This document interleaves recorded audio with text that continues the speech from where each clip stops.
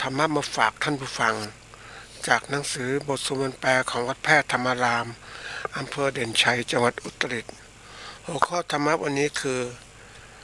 อัตตานะเมวะปะธรรมังปฏิรูเปนิเวสเยอัตถัญญะมนุสสาเสยยะนะเกลิเสยยะปันทิโตแปลว่าบัณฑิตพึงตั้งตนนั่นแหละในคุณอันสมควรก่อน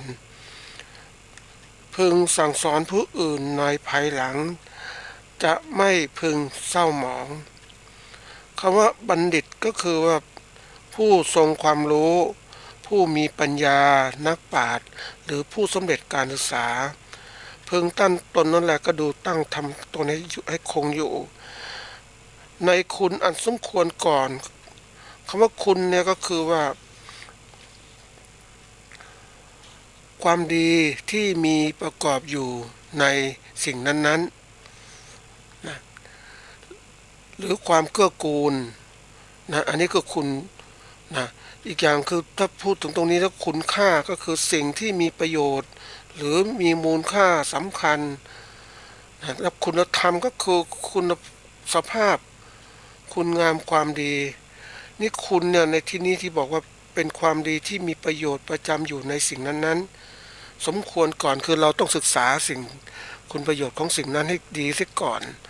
นะแล้วพึงสั่งสอนให้ผู้อื่นรู้ตามก็คือสอนผู้อื่นรู้ตามคือเราต้องรู้เสียก่อนนะจะไม่พึงเศร้าหมองก็คือจะไม่พึงสลดรันทดคำว่าเศร้าหมองก็คือว่ามัวหมองไม่ผ่องใสคือถ้าเรารู้ดีแล้วเนี่ยมันกระจ่างชัดเวลาไปสอนใครอะไรก็ตามนะจะถูกทางนะไม่ผิดพลาดแต่ถ้ารู้ไม่ดีแล้วไม่รู้จักคุณค่าที่ดีพอเราไปสอนผิดพลาดแล้วเนี่ยคนที่เรียนรู้เขาก็ว่าเราได้เมื่อเขารู้ว่าเราสอนผิดแล้วเราบอกผิดเพราะฉะนั้นวันนี้เป็นสิ่งสำคัญนะท่านผู้ฟังเราเราต้องหัดเรียนรู้ทุกเรื่องที่สำคัญสำหรับเราเพื่อเราเองก็จะไม่มัวหมองด้วยคือคำว่าปกติสอนพึงสอนผู้อื่นในภายหลังอันนี้แน่นอนเลยนะเราต้องสอนตัวเองซะก่อนให้รู้จริงทำได้ผลจริงแล้วถึงเรียนรู้ว่ามันมันมีคุณค่าอะไรนะเดี๋ยวนี้เราอยากจะเข้าใจเรื่องบางเรื่องเราก็ต้องศึกษาให้ลึกซึ้งจะเห็นคุณค่าเห็นความรู้จริงๆมันถูกต้องไหมแต่ถ้าเรารู้ไม่จริงแล้วเรามาบอกอย่างเนี้ยมันก็เสียหายยิ่งวันนี้ที่สถานการณ์เรื่องราวต่างๆเนี่ยมันเรื่องที่ว่าอย่างที่บอกโลกนี้มันมีโลกอยู่โลกจริงและโลกเรียกโลกปลอมโลกไม่จริงนะโลกจริงโลกไม่จริงมันคู่กันตลอดมันก็ขวางเราบางครั้งไอ้สิ่งที่เราเรียนรู้จริงเนี่ยมันจริงไหมมันจริงไม่ถึงจริงก็มีนะมันจริงๆความจริงต้องถึงจริงแต่ว่าจริงไปถึงระดับหนึ่งแล้วเราก็คิดว่าสิ่งนั้นมันจริงแล้วแต่ความจริงจริงๆมันลึกเข้าไปนั้นอีกนี่คือเราต้องเรียนรู้ให้ลึกซึ้งถึงจะรู้จริงแต่ถ้าเรียนรู้เครื่องกลางก็จะไม่รู้ถึงของจริงนะบางทีอธิบายมันก็ผิดพลาดนะทีนี้ไอ้ของปลอมมันมีอยู่บางทีของปลอมมันไม่จริงตั้งแต่เริ่มต้นนะทีนี้มันก็อันนั้นก็ส่วนหนึ่งละนี่มันมีส่วนหนึ่งคือของจริงอยู่ข้างหน้าแต่ของปลอมอยู่ข้างหลังไอ้ตัวนี้น่ากลัวนะท่านผู้ฟังมันเหมือนกับดักคนดักความคิดของคนให้ให้รับรู้ว่าสิ่งนี้มันจริงเขาเอาของจริงมาสอนมาบอกแต่สุดท้ายก็กันของปลอมอยู่ข้างในนะมันก็หลอกลวงอย่างนี้มันเป็นสิ่งที่น่ากลัวนะถ้าคนหลงผิดพลาดก็ทำให้เสียหายได้ยิ่งสำหรับเรื่องราวชีวิตของเราเนี่ยเราจะเดินไปสู่ความสำเร็จก็จะต้องเป็นของจริงล้วนๆนะอย่าผิดพลาดบางเหมือนกับว่าเรานั้นเกิดปัญหาอุปสรรคเราไม่สามารถไปถึงของจริงเพราะทุกสิ่งทุกอย่างนั้นเราเดินก็หาของจริงด้วยเวลาจำกัดเราก็ต้องรีบทำให้ ได้ถึงเป้าหมายเร็วที่สุดเรามาเจอของปลอมหลอกลวงเนี่ยมันเป็นตัวบั่นทอนเราบั่นทอนทั้งชีวิตจิตใจบั่นทอนเวลาของเราถึงของจริงได้ยากนะก็เป็นสิ่งที่ฝากไว้บัณฑิตต้องเป็นผู้รู้นะรู้มีปัญญานะเป็นผู้สำเร็จการศึกษาต้องรู้ให้เท่าทันกับสิ่งที่เป็นไปเขาเรียกรู้ทันแล้วก็รู้นำรู้ทันแล้วก็ทำให้มันทันสมัยมันเกิดขึ้นตลอดเวลามันถึงจะทำให้เรานั้นเกาะกระแสโลกแห่งความรู้ถ้าเราไม่เกาะกระแสโลกความรู้ที่สุดแล้วเราก็เป็นคนตกเขาเรียกตกยุคตกสมัยจริงอยู่ว่าธรรมะเนี่ยมันธรรมชาติหรือความรู้ต่างๆมันของที่มีอยู่ในโลกนะอยู่แล้วแต่เพียงแต่ว่าเราศึกษาหรือเปล่าเราก็ถึงหรือไม่ทีนี้มันที่บอกทำให้เราตกยุคตกสมัยคือหมายความว่ายังไงคือเราเองยังไม่ทำจริงจังแล้วเราก็ไม่รู้แล้วเราก็ไม่ทำไม่ขยันต่อไม่ไขว่คว้าที่สุดเราก็เป็นคนที่ว่าตามไม่ทันกับสิ่งที่เปลี่ยนแปลงไปทั้งคมว่าอะไรควรจะคิดอย่างมันมีเรื่องมีราวเกิดขึ้นอย่างเนี้ยว่าคนก็ถูกหลอก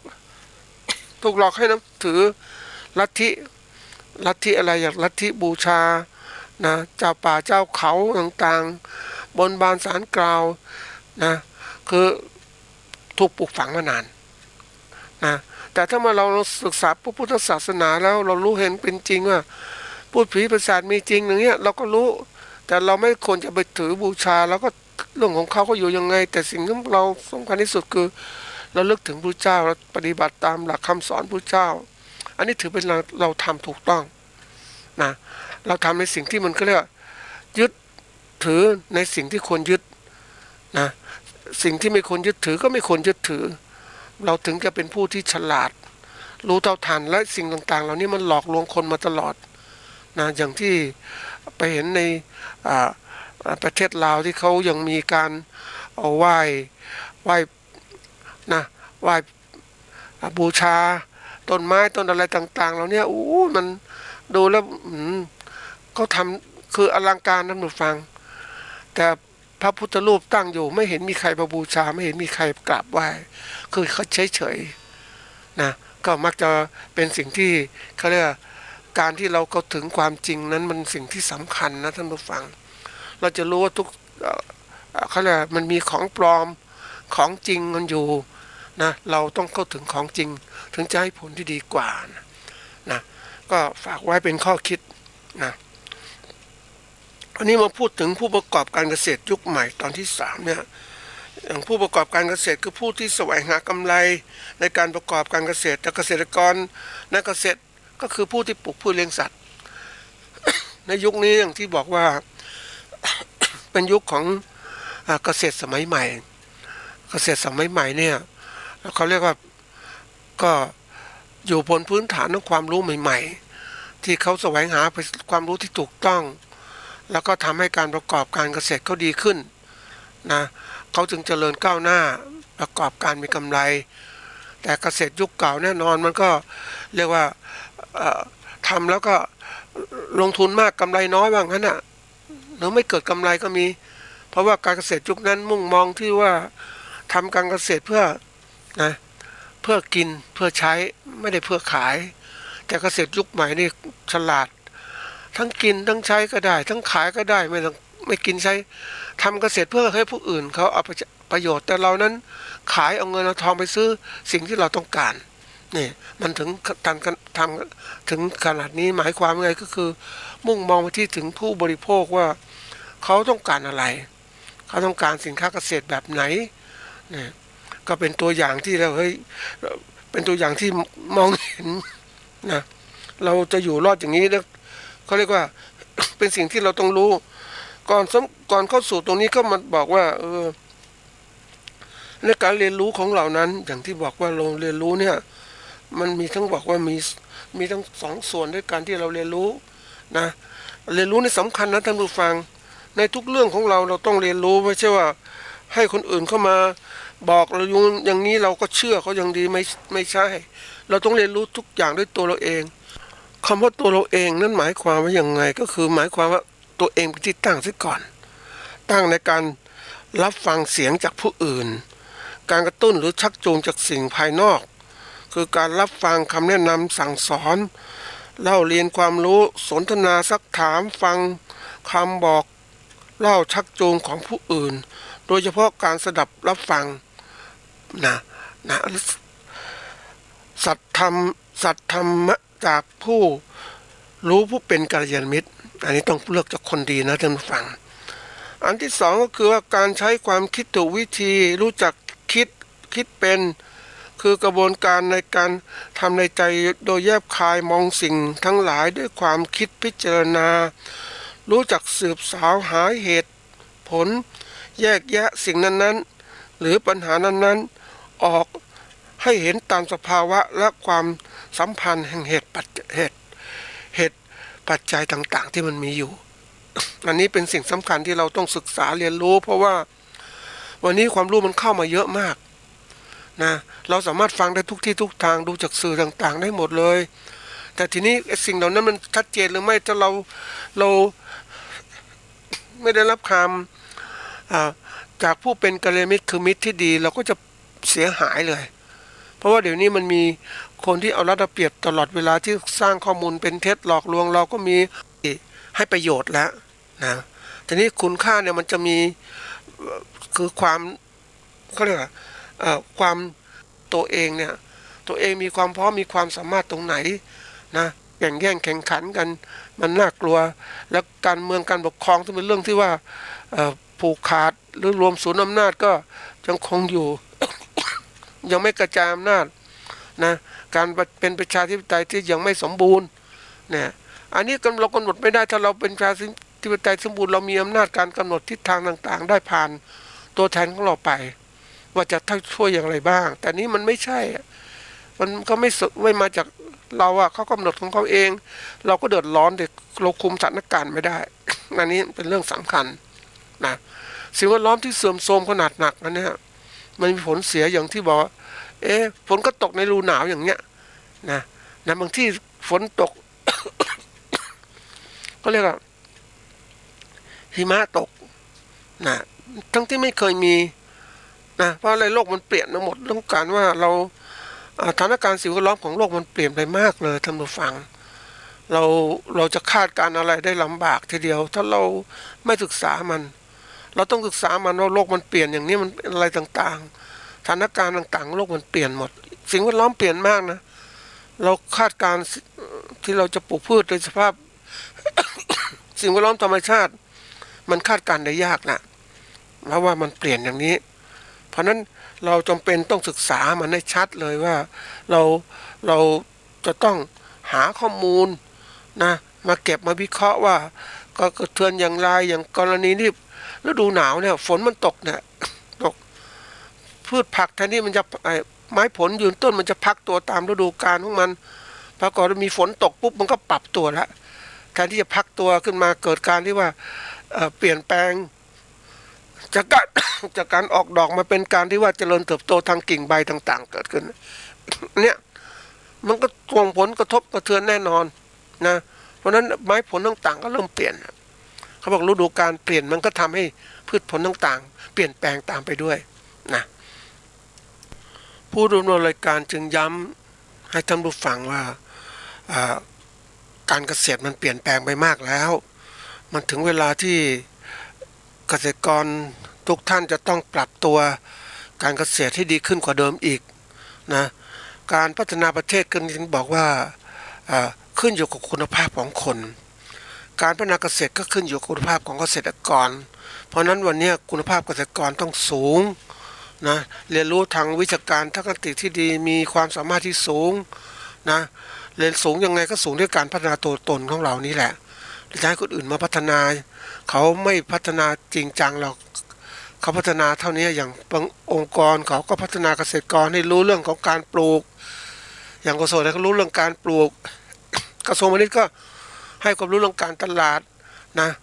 กรมการชนความรู้เรื่องการพัฒนาองค์กรต่างๆแต่ความเชื่อมต่อสิ่งเหล่านี้มันเป็นสิ่งที่เรานั้นต้องไปเรียนรู้เอง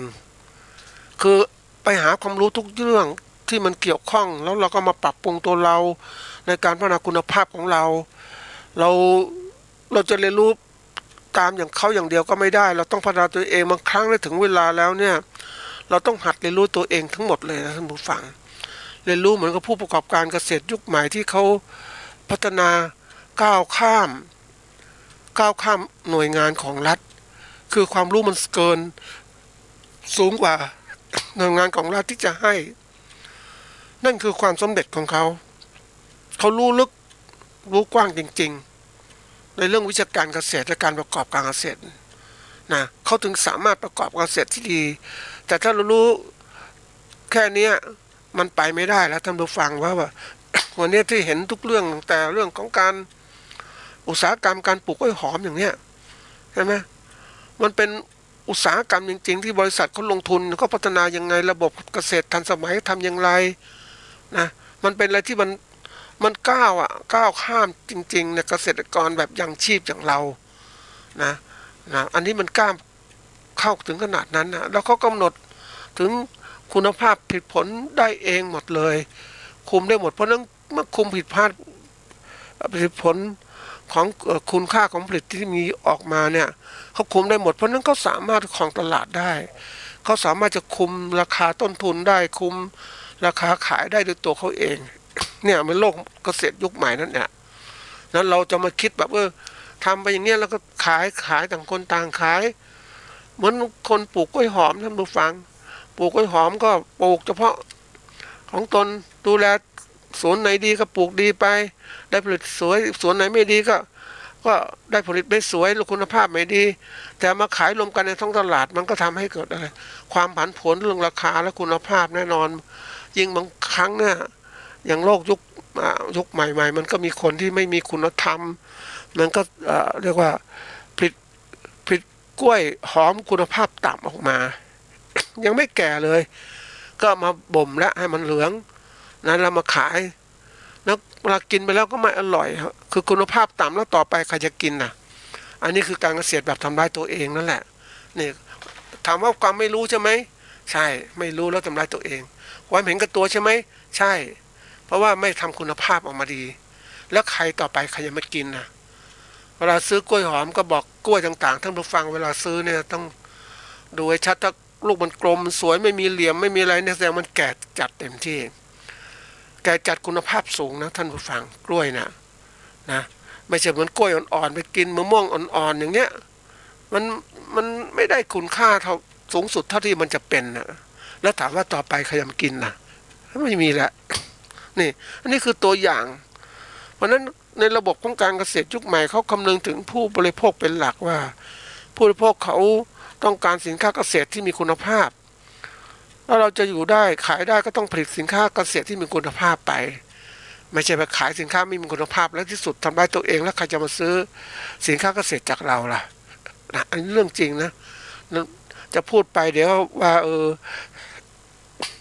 ตำหนิหรืออะไรต่างๆแต่นี่พูดความจริงเพื่อเราได้ปรับตัวทำอะไรแล้วแต่ยุคนี้เขาเรียกยุคของการแข่งขันด้วยของดีมีคุณภาพไม่ยุคที่มันจะทำให้เกิดความยั่งยืนแต่เดี๋ยวนี้บางคนแข่งขันกันด้วยการโฆษณาชวนเชื่อนะมันเฟื่องฟูสักพักเดียวทั้งหมดกับหมดคือสินค้ามีคุณภาพมันด้วยตัวมันเองมันขายได้ตลอดเวลาแต่ถ้าไม่มีคุณภาพมันแย่ลงนะท่านผู้ฟังค้าขายไม่ได้เพราะคนกินไม่มีประโยชน์อย่างนี้อันนี้ยกตัวอย่างให้ฟังอย่างสถานการณ์ของน้ำผึ้งเนี่ยเป็นตัวอย่างนะน้ำผึ้งที่มันมีที่วางขายในท้องตลาดเนี่ยนะมันจริงๆน้ำผึ้งเนี่ยมันเป็นของสมัยก่อนเป็นของแท้นะเก็บจากผึ้งโดยตรงแล้วไม่มีกระบวนการอะไรที่จะทำให้มันปรับนู่นปรับนี่แล้วมนุษย์เป็นผู้ทำไม่ใช่มนุษย์เป็นแค่ผู้เก็บน้ำผึ้งมาแล้วก็มาผ่านกระบวนการกรองเอาไขออกแล้วก็บรรจุ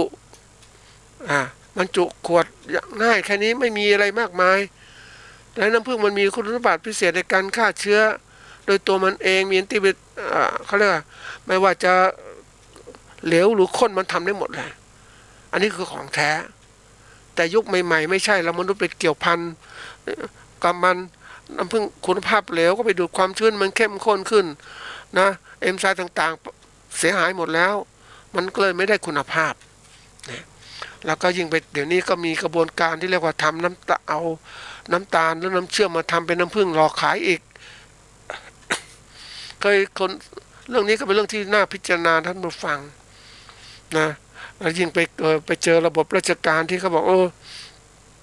ก็เขาทำตามหน้าที่เขาแล้วอ่ะนะเขาทำแค่นี้แต่เขาทำไม่ครบสมบูรณ์ไม่ครบห่วงโซ่ของการขายสินค้าอย่างตัวอย่างการให้อย.อย่างเนี้ยนะอย.นี่ต้องให้แล้วตอนแรกต้องตรวจก่อน ได้มาตรฐานอย.หรือไม่นะเสร็จแล้วก็ไปสุ่มในท้องตลาดอย่างมีช่วงเวลาตลอดเหมาะสมทั้งตลอดปีจะได้ควบคุมสินค้าว่ามันมีคุณภาพหรือไม่แต่ยิ่งบอกว่า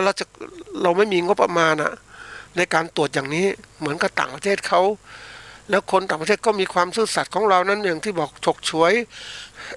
บางคนเอาน้ำตาลมาผลิตเป็นน้ำผึ้งขายอย่างเนี้ยนะก็วางขายได้ตามมาตรฐานเลยนะมีอย.อย่างเนี้ยนะนั้นพึ่งไม่ใช่เนี่ยนี่ตัวอย่างที่มันมีอยู่เพราะนั้นมันจะขายไม่ได้มันขายได้ชั่วคราวตอนหลังจากนั้นแย่ลงนะเนี่ยมันเป็นตัวสำคัญเพราะนั้นยกตัวอย่างนี้เป็นตัวอย่างให้คิดว่าเฮ้ยเราต้องทำการผลิตโดยให้มีสินค้ามีคุณภาพเพื่อผู้บริโภคก็จะได้ใช้อย่างต่อเนื่องมันเป็นประโยชน์จริงนะแต่ว่าเดี๋ยวนี้มันที่บอกว่ามันไม่ผลประโยชน์คุณประโยชน์ไม่เกิดขึ้นเพราะว่าของมันไม่ดีนะนี่คือตัวอย่างนะทีนี้มาถึงว่าเราศึกษาสถานการณ์เนี่ยนะศึกษาสถานการณ์ในความเหตุการณ์ที่กำลังเป็นไปนะมันจะบอกเราได้หลายอย่างทีเดียวอันที่หนึ่งคือข้อที่หนึ่งก็คือว่าเกิดขึ้นตอนเกิดสถานการณ์การเกิดขึ้นมันมีถ้าเราทุกอย่างมันเกิดมาเนี่ยอย่างที่บอกว่าเราศึกษาสถานการณ์ด้วยปัจจัยภายนอกและด้วยปัจจัยภายในของเราอย่างเราวิเคราะห์สถานการณ์การเกิดขึ้นของเศรษฐกิจด้านการเกษตรเนี่ยนะที่มันเป็นไปอยู่ในปัจจุบันไม่ค่อยสินค้าเกษตรไม่ค่อยขายได้ดีเท่าที่ควรจะเป็นเพราะอะไรมันเกิดการที่ว่าสังคมการเมืองต่างๆมันเกี่ยวพันหมดเลยทั้ง3ตัวเนี่ยและสิ่งแวดล้อมด้วยเพราะนั้นไอ้ตัวนี้แหละมันทำให้เกิดขึ้นแล้วเกิดขึ้นของผลเสียที่เกิดขึ้นมันสะสมมาจากการระบบการเมืองที่มันเป็นรัฐประหารที่ผ่านมามันก็ลามมาถึงว่าการค้าขายพืชผลเกษตรไม่ดีเกษตรกรขาดทุนหรือกำไรได้น้อยนะผู้ประกอบการเกษตรเขายังอยู่รอดได้ระดับที่ดีกว่าเกษตรกรทั่วไปเขาก็ไม่กระเทือนเท่าไหร่แต่เกษตรกรทั่วไปจะเริ่มกระเทือนแล้วอันนี้มันเกิดขึ้นมันเป็นสถานการณ์ไอ้ที่มันสะสมมาเรื่อยๆนะแล้วนี่มันคนที่สังเกตถ้าคนเก่งเนี่ยเขาจะจับสถานการณ์ต่างๆมาได้อย่างขณะเกิดเขาจะเริ่มรู้เลยว่าจะเกิดอะไรขึ้นเป็นอันดับ2อันดับ3ตามมามันมีแนวโน้มเพราะคนที่ศึกษาโลกกว้างเขาจะเก่งในการศึกษาทีนี้ขั้นตอนที่2การตั้งอยู่มันเป็นยังไงตั้งอยู่มันหมดไหมมันไม่หมดมันลามไปเรื่อยๆนะลามมันเห็นชัดเจนถ้าเราดูทิศทางความเป็นไปของข้อมูลข่าวสารต่างๆเนี่ยนะเราศึกษาลึกซึ้งเราจะเห็นเรื่องความเป็นไปพืชสถานการณ์ของสินค้าเกษตรลำบากมากนะท่านผู้ฟังนะเพราะอะไรการแก้ไขปัญหาที่เป็นอยู่นั้นแก้ไขปัญหาโดยข้าราชการประจำซึ่งก็เป็นข้าราชการประจำก็ทำไปตามหน้าที่ของเขานั่นแหละแต่ข้าราชการเมืองที่เลือกตั้งเข้าไปเขาไม่ได้ทำแล้วเขาไม่ได้ผ่านการเลือกตั้งจากเราก็ทำบ้างไม่ทำบ้างไม่มีนโยบายอะไรที่ดีเลยในการแก้ไขปัญหาต่างๆการตั้งอยู่ของปัญหาที่มันเกิดขึ้นมันจะลามไปเรื่อยๆนะอย่างจุดเล็กๆเนี่ยเขาบอกปัญหาเนี่ยเราต้องสนใจทุกไม่ว่าเล็กหรือใหญ่ต้องหัดสนใจเพื่อเราจะได้รู้ว่าหาทางแก้ไขเสียอย่างปัญหาเล็กๆเราไม่รีบกำจัดเนี่ยมันขยายใหญ่มันก็ตัวอย่างยันไฟเล็กๆที่มันจากไม้ขีดก้อนเดียวเนี่ยมันขยายใหญ่โตไปเรื่อยๆแล้วที่สุดแล้ว มันไหม้บ้านไหม้ไฟมันไหม้นู่นไหม้นี่แล้วดับได้ยากเพราะฉะนั้นคนที่ไวต่อการศึกษาการแก้ปัญหาต่างๆก็จะรู้เลยว่าปัญหาต่างๆที่มีอยู่ก็ต้องรีบเล็กๆก็ต้องรีบทำใช่ นะแต่ที่ว่าเราไม่ได้แก้ปัญหานะเพราะอะไรก็ก็เรียกว่าข้าราชการท่านก็คงรู้อยู่ว่าข้าราชการเราเป็นอย่างไรเราก็ทำงานตามบทบาทหน้าที่ของเราแล้วก็ทำงานตามนโยบายที่สั่งมาจากส่วนกลางถ้ามีนโยบายที่ดีก็ไม่รู้จะทำยังไงก็อยู่ไปอย่างนั้นแหละเนี่ยนี่คือเรามององค์กรภาครัฐที่ช่วยเราแต่เราเองนะเราต้องตัวสำคัญที่สุดคือตัวเราเป็นเกษตรกรเราเป็นผู้ประกอบการต้องคิดแล้วอย่างเนี้ยเราต้องหัดแก้ปัญหาเก็บข้อมูลต่างๆที่มันมีอยู่ด้วยตัวเราว่าจะไปไหวไหมเนี่ยนะยิ่งสถานการณ์เศรษฐกิจแบบนี้จะไปไหวไหมนะยิ่งวันนี้ยิ่งบอกว่า ผู้มีรายได้น้อยนะพวกหาเช้ากินค่ำเขามีเงินจากการซื้อสินค้าเนี่ยเขาต้องประหยัดแล้วล่ะเขาแทนที่จะซื้อพืชผักไปตลาดไปกินก็ซื้อเก็บผักบุ้งอะไรผลไม้ไปนาไปกินเก็บผักกระถินไปกินพอชีวิตอยู่ไปวันๆเพราะว่าเขาไม่สามารถที่จะมีเงินไปซื้อพืชผักที่ในตลาดได้อันนี้ตัวอย่างนะยกพืชผักมาสินค้าอื่นๆก็เหมือนกันเขาจะเลือกซื้อเฉพาะข้าวเนี่ยแล้วอย่างอื่นค่อยว่าทีหลังข้าวน้ำพริกเกลือต่างๆที่จะเป็นอยู่จะซื้ออื่นมากเพิ่มขึ้นได้ยากแหละนะอันนี้คือเรื่องของสถานการณ์ที่มันตั้งอยู่นี่แหละนะมันจะเกิดขึ้นอย่างนี้เราก็ต้องปรับตัวยังไงเรารู้นี่ว่าถ้าสถานการณ์แบบนี้เราจะรีบจับจ่ายใช้สอยเต็มที่ไม่ได้เพราะว่าเศรษฐกิจแย่ลงหนี้สินครัวเรือนมากนะภาวะหนี้สินเกษตรของภาครัฐมากการเก็บภาษีไม่เข้าเป้านะแล้วเกษตรกรที่เคยกู้ยืมเงินของธนาคารมาลงทุนในการเกษตรนะไม่ได้กำไรเท่าที่ควรจะเป็นหรือไม่มีเงินผ่อนในการชำระหนี้ต่างๆมันก็กลายเป็นหนี้สะสมไปเรื่อยหนี้สินครัวเรือนสูงขึ้นเนี่ยมันไม่คล่องตัวท่านผู้ฟังถ้าคนที่จับจ่ายดีๆเนี่ยเขาจะมีเงินคล่องตัวสามารถมองเห็นสถานการณ์ได้ชัดเจนว่าเศรษฐกิจดีแบบนี้เขาจะลงทุนแบบนี้นี่ต้องจัดการทำอะไรบ้างผ่อนรถคือต้องซื้อรถซื้ออะไรต่างๆเพิ่มแต่มันไม่ดีแล้วเดี๋ยวนี้มันผ่อนต่างๆได้ยากไม่มั่นคงมันเกิดขึ้นแล้ว นี่คือการที่เราต้องหัดมองยิ่งไปเห็นรถยนต์นะท่านผู้ฟังรถที่มันมือสองเต็มไม่หมดเลยอ่ะนะจอดเต็มหมดแล้วถามว่าใครจะซื้อเนี่ยนะคนรถมือใหม่ก็มีอยู่เฉพาะคนที่มีรายได้สูงแต่คนมือเก่าๆที่บางคนก็ปล่อยยืดไปอย่างนี้เพราะว่าไม่มีเงินผ่อนยิ่งไปโรงงานอุตสาหกรรมต่างๆเนี่ยแน่นอนว่าโรงงานอุตสาหกรรมเขาเคลื่อนย้ายไปอยู่ประเทศอื่นแล้วนั้นเราจะทำอย่างไรนะเราก็ประเทศไทยก็ขายแรงงานไม่ได้แล้วนะเพราะนั้นคนที่ขายแรงงานไม่ได้จะกลับไปทำอาชีพอะไรล่ะไม่มีความรู้ความชำนาญก็ต้องย้อนกลับมาสู่ชนบทบ้านเดิมของเขาทำอาชีพเกษตรก็ทำเพื่อว่าอยู่เพื่อกินเท่านั้นแหละนะทำเพื่อกินเท่านั้นไม่ได้ทำเพื่อขายเพราะไม่รู้จะทำอาชีพอะไรอันนี้คือตัวอย่างนะท่านผู้ฟังมองถึงสถานการณ์หดตัวทางเศรษฐกิจที่มันก็น่ากลัวนะถ้าเรามองเนี่ยมองก็ลึกๆมันถ้าเราเห็นตัวเลขต่างๆเนี่ยมันน่าวิเคราะห์น่าคือเห็นแนวโน้มที่ไม่ดีท่านผู้ฟัง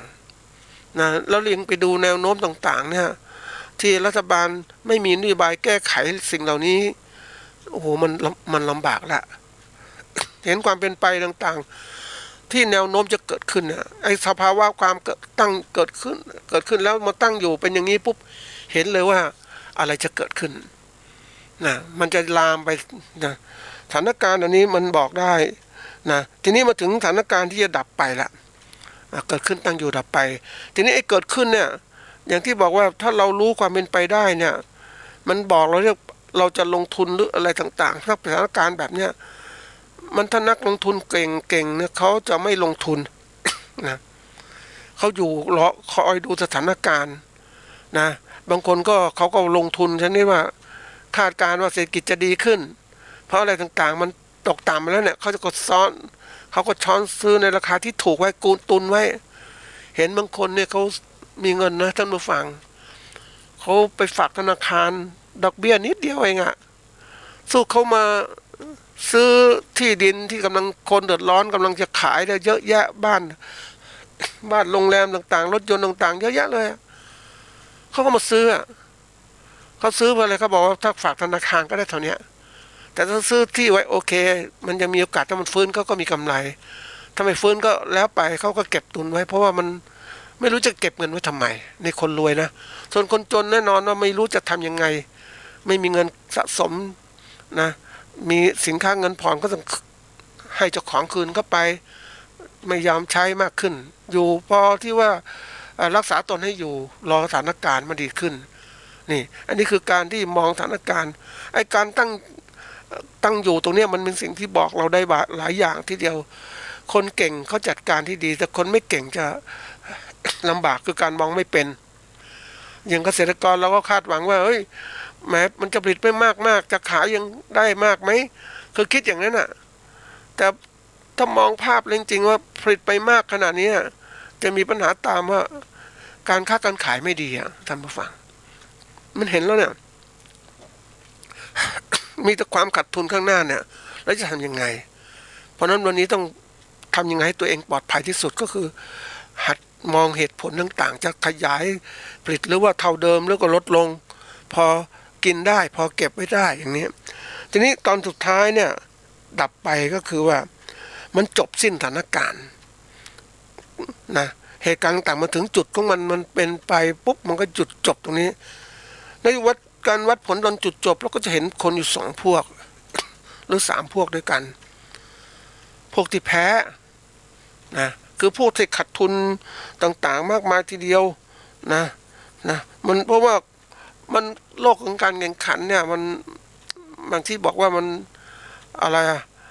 มันมีบทสรุปของมันแต่ละขั้นตอนมาถึงขั้นตอนเนี่ยช่วงแรกเนี่ยก็คือบอกว่าสรุปช่วงแรกเนี่ยสถานการณ์ก็จะมีผู้แพ้ที่เกิดขึ้นนะผู้แพ้คือทำอะไรขาดทุนต่างๆนะอันนี้กลุ่มที่2กลุ่มเสมอก็คือไม่แพ้ไม่ชนะเสมอทำไปเท่านี้ก็ไม่ได้กำไรไม่ขาดทุนผู้นี้จะคิดไงต่อส่วนผู้แพ้นั้นเขารู้ว่าเขาไม่สามารถสู้ได้เงินทุนต่างๆลงทุนไปแล้วไม่สามารถได้คืนได้เขาก็หดตัวเลยเฉยๆกู้ยืมเงินมาลงทุนไม่ได้เขาก็จะขอปรับปรุงหนี้สินใหม่กู้ใหม่มันจะได้ไหมเพราะว่ามันมองเห็นสถานการณ์ลงทุนต่อไปก็ขาดทุนเพราะนั้นจะประคองอย่างไงให้พวกกลุ่มผู้แพ้กลุ่มผู้เสมอนั้นยังตัดสินใจว่าจะทำต่อหรือไม่นะในการที่จะผลิตผลเกษตรต่อไปหรือว่าจะหยุดชะงักหรือจะขยายไปอีก มันมองบนขั้นตอนคิดนั้นเรื่องจากว่าไอ้ความคิดของคนนะมันหยุดไม่ได้นะท่านผู้ฟังเมื่อเราเจอจุดจบของปัญหาต่างๆแล้วเนี่ยนะจุดจบของสถานการณ์นะไม่ใช่ปัญหาในจุดจบสถานการณ์มันจะบอกให้เกิดปัญหานะต่อไปนะขั้นตอนต่อไปจะมีอีกนะหรือเป็นจุดที่จะทำให้เราตัดสินใจต่างๆมันมีหมดเรียกจุดเข้าสู่จุดของการตัดสินใจนะจุดสุดท้ายกลุ่มสุดท้ายกลุ่มชนะเนี่ยมันแน่นอนในสถานการณ์การลบต่างๆก็จะมีชนะกลุ่มชนะก็จะมีเพราะนั้นมันจะมีกลุ่มชนะนี่ก็แน่นอนก็ภูมิใจกับความชนะก็อยากจะลงทุนต่อไปนะได้ไปมีโอกาสได้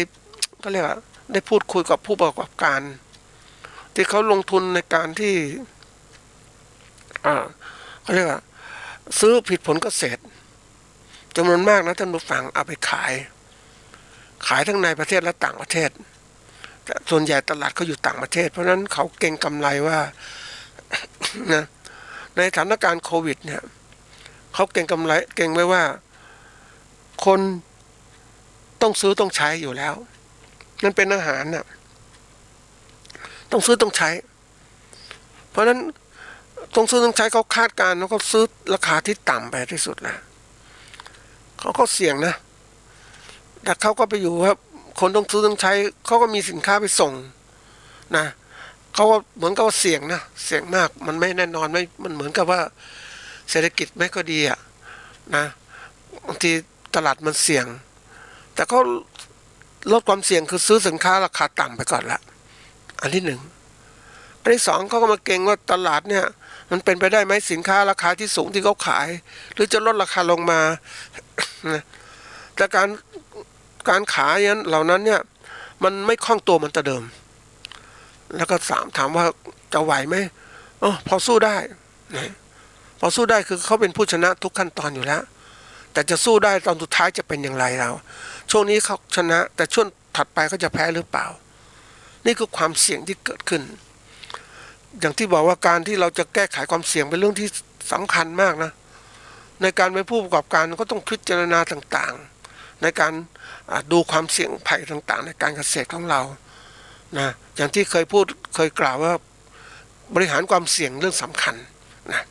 ทีนี้มาถึงว่าในวันนี้ที่เราเห็นด้วยว่าสถานการณ์เกิดขึ้นตั้งอยู่และดับไปจะเป็นอย่างไร ในแต่ละขั้นตอนนั้นนะอันนี้มันเหมือนกับระยะแรกอะเวลาทำงานต่างๆมันจะมีหลายระยะนะระยะที่1ที่2ที่3ที่4ที่5จะถึงแล้วแต่ที่เราจะแบ่งมันเป็นไปสู่เป้าหมายแห่งความสำเร็จในการประกอบการเกษตรของเรามันจะเป็นอย่างนี้ทีนี้เรามาดูว่าในช่วงแรกเนี่ย หรือในเฟสแรกเนี่ยมันเกิดขึ้นอย่างนี้มันตั้งอยู่อย่างนี้มันดับไปอย่างนี้เรานั้นเป็นผู้แพ้นะหรือผู้เสมอหรือชนะเราก็คิดไม่ว่าแพ้เสมอหรือชนะเราก็คิดต่อไปว่าเราจะทำต่อไหมนะเราจะลงทุนต่อไหมหรือจะลงทุนแบบปรับเปลี่ยนนะปรับเปลี่ยนตัวของเราให้มันเป็นยังไงบ้างไปอ่านเจอบทความหนึ่งของอะไรผู้ประกอบการสินค้าตัวหนึ่งเขาก็บอกว่าถ้าเขามีแบรนด์ของเขานะแบรนด์สินค้าเก่าของเขาอยู่อย่างนี้นะเขาก็ค้าขายได้ไม่ค่อยดี แต่เขาก็เริ่มเปลี่ยนแบรนด์ใหม่แบรนด์เก่าก็มีอยู่นั่นแหละแต่แบรนด์ใหม่ก็ปรับปรุงคุณภาพบางตัวเพิ่มเข้าไปแล้วก็สร้างแบรนด์ใหม่ขึ้นมาของไหนเนี่ยรู้สึกมันดี คนส่วนใหญ่เนี่ยชอบอะไรที่ใหม่ๆทั้งนั้นแหละมันดีแต่จริงๆของเขาเนี่ยเขาฉลาดคือการว่าไอ้ปรับปรุงสินค้าตัวใหม่เนี่ยก็เปลี่ยนแปลงคุณภาพนิดหน่อยแต่สำคัญเป้าหมายคือว่าต้องการแย่งชิงตลาดต้องการทำให้คนนั้นรู้สึกมีของใหม่มีแบรนด์ใหม่เนี่ยก็เป็นการเพิ่มยอดขายใช่ไหม อันนี้คือตัวอย่างในการทำให้สินค้าของเขาขายได้แต่สินค้าเกษตรของเรานั้นมันจะทำอย่างนั้นได้ลำบากทีเดียวเพราะว่าผู้บริโภคก็ต้องจำซื้อสินค้านี้เป็นยังไงนะเราเองก็ต้องหัดเรียนรู้ในการที่เรานั้นจะพัฒนาการเกษตรของเราอย่างไรจงจำไว้เสมอนะท่านผู้ฟังว่าเมื่อถึงจุดจบของขั้นตอนแรกคือดับไปเนี่ยจบแล้วก็ต้องมีการประเมินตนเองว่าเป็นยังไงการหัดประเมินตนเองคือการวัดผลนั่นแหละวัดผลเป็นยังไงนะคืออันที่หนึ่งคือการที่เรานั้นจะต้องไปดูผลการประกอบการเราเป็นอย่างไรที่ทำมาเนี่ยนะผลประกอบการเป็นตัวที่หนึ่งอันที่สองเหตุที่มันทำให้เป็นอย่างนั้นเป็นเพราะอะไรนะเป็นเพราะอะไรทำให้เราได้กำไรหรือทำให้เราขาดทุนนะนี่คือสองตัวที่เกิดขึ้นเหตุผลและเหตุที่มันเป็นไปนะนี่เหตุต่างๆเวลาเราประเมินเนี่ยมันประเมินทั้งสองแบบนะท่านผู้ฟัง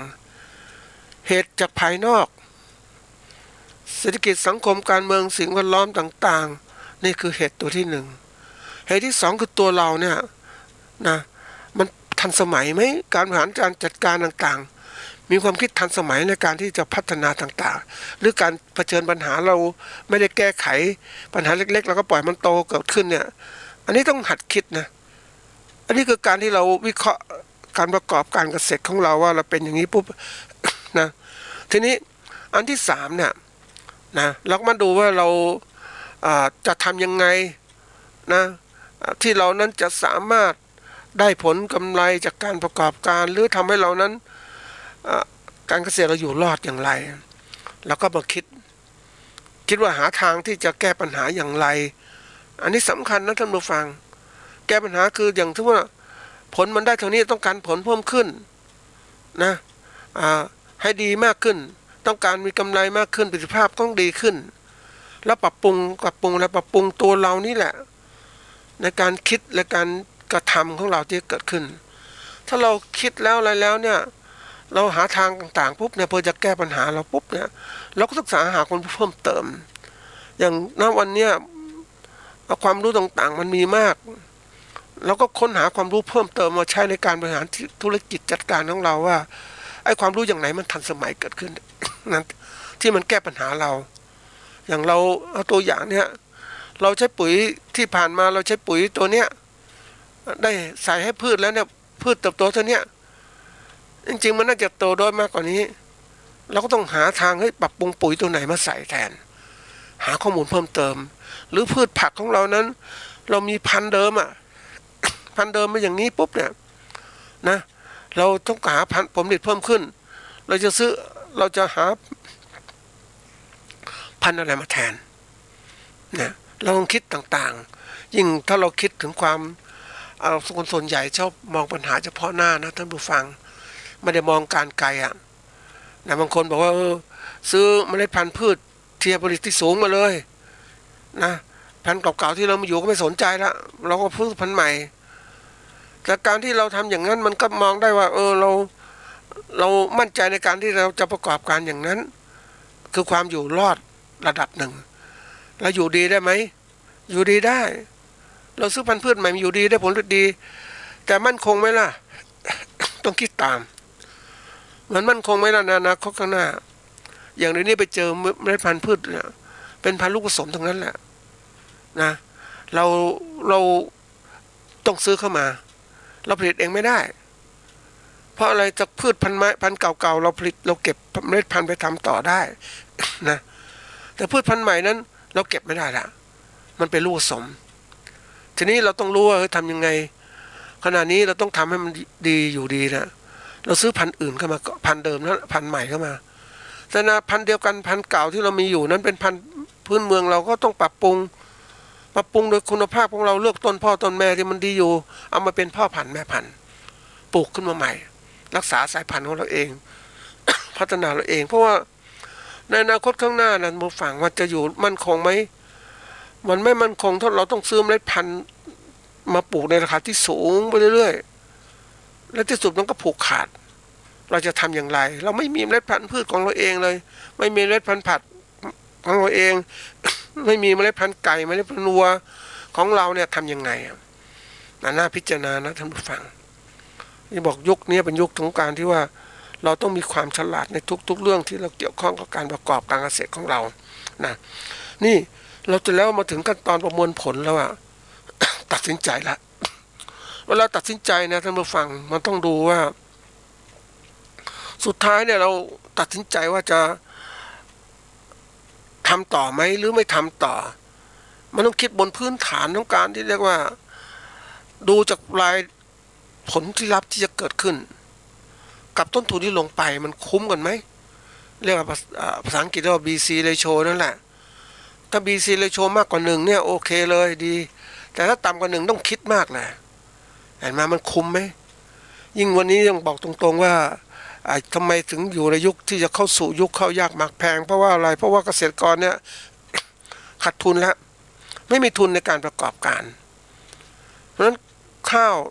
ต่างๆเคยมีมาต่อไปมันมีน้อยลงทำอย่างไรเพราะไม่มีเงินลงทุนลงทุนไปแล้วทำแล้วขาดทุนใครจะทำอันนี้แหละต่อไปข้าวจะหาน้อยนะมันก็เลยแพงคนที่ควบคุมตรงนี้ก็เพราะข้าวกลางก็คุมต่อเห็นไหมนี่แหละเป็นตัวสำคัญที่เราต้องพยายามที่จะต้องปรับยุทธศาสตร์ในการอยู่รอดของเรานั้นคือการต้องพิจารณาการประกอบการของเราไว้ที่มันทันสมัยอาศัยความรู้ทางด้านบริหารการจัดการยุค